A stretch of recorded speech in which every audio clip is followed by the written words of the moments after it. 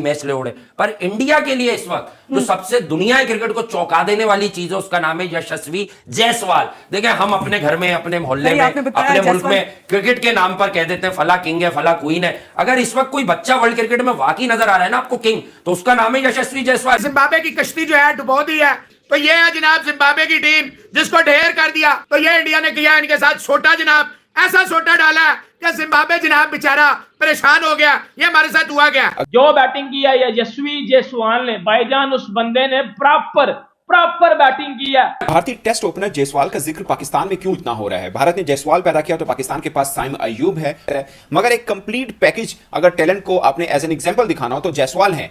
आप बताएंगे कि एक अच्छे स्ट्रक्चर से अगर कोई प्लेयर निकल कर आता है तो वो जायसवाल बनता है, ना कि वो साइम अयूब बनता है। यशस्वी जायसवाल वैसा ही एक खिलाड़ी है। ये जो खिलाड़ी है इसको मैं ये कह सकता हूँ, ये रखी किस्म का ब्रेव बहादुर खिलाड़ी है जो डरता ही नहीं है। भाई अगला T20 में भी रन करता है, ओडीआई का भी अगला खिलाड़ी है, अगला टेस्ट का भी खिलाड़ी है। ये होता है प्रॉपर बैट्समैन जिसे कहते हैं कि तीनों फॉर्मेट में रन करना जानता है। T20 में अगर आपके पास जायसवाल और शुभमन गिल की दो चॉइस हो तो आप जायसवाल को पिक करोगे कि ये बहुत ही अग्रेसिव है।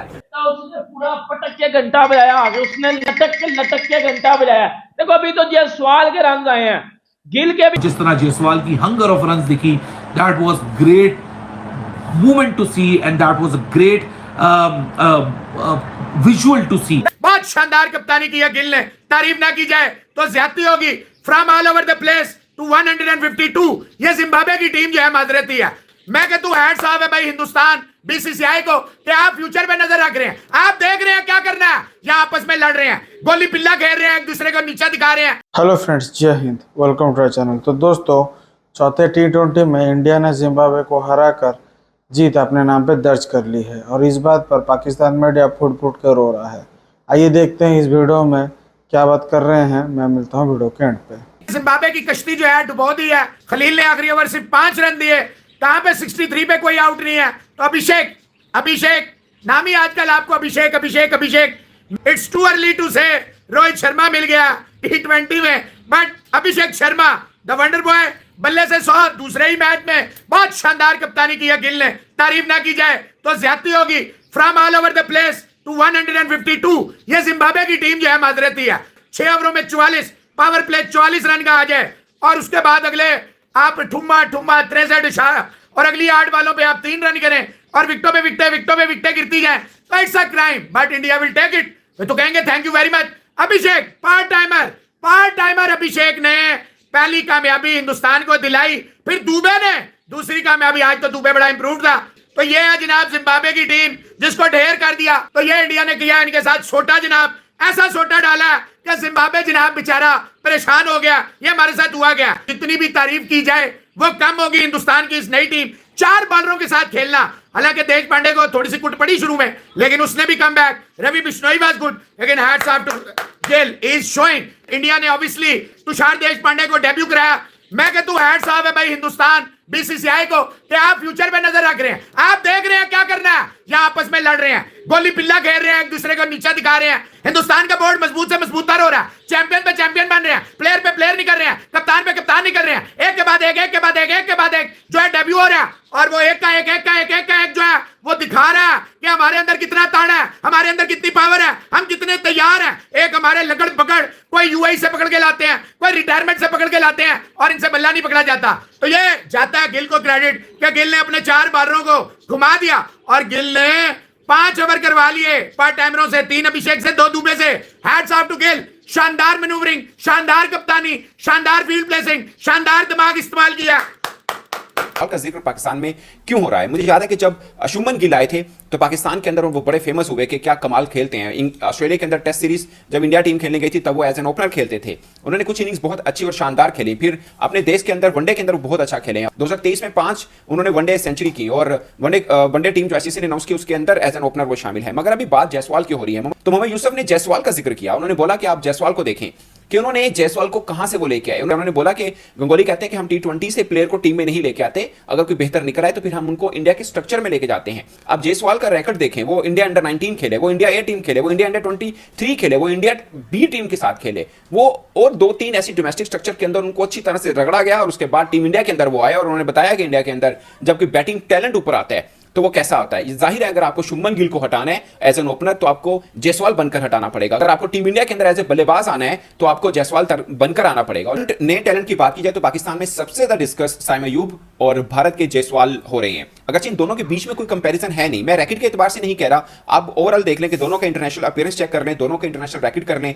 आपको कुछ खास आपको मिलावट मिलेगी नहीं, मुशाहबत मिलेगी नहीं, आपको लगेगा कि थोड़ा डिफरेंस है। अगर साइम अयूब पाकिस्तान के मोस्ट टैलेंटेड बल्लेबाज कहे जा रहे हैं, बहुत से लोगों ने यह भी बात की कि शायद पाकिस्तान ने सिडनी में उनको बहुत जल्द खिला दिया, मगर वो खेले। उन्होंने टी20 में अफगानिस्तान के खिलाफ सीरीज से आगाज किया, अभी न्यूजीलैंड के खिलाफ वो खेले मगर पूरी सीरीज नहीं खेल पाए और अभी तक इंटरनेशनली कोई एक इनिंग बड़ी वो नहीं बना पाए। अगर उनके कुछ शॉट्स को डिस्कस हुआ, पाकिस्तानी फैन बहुत खुश हुए कि नो लुक शॉट उनका बहुत खूबसूरत है, मगर एक कंप्लीट पैकेज अगर टैलेंट को आपने एज एन एग्जांपल दिखाना हो तो जायसवाल है।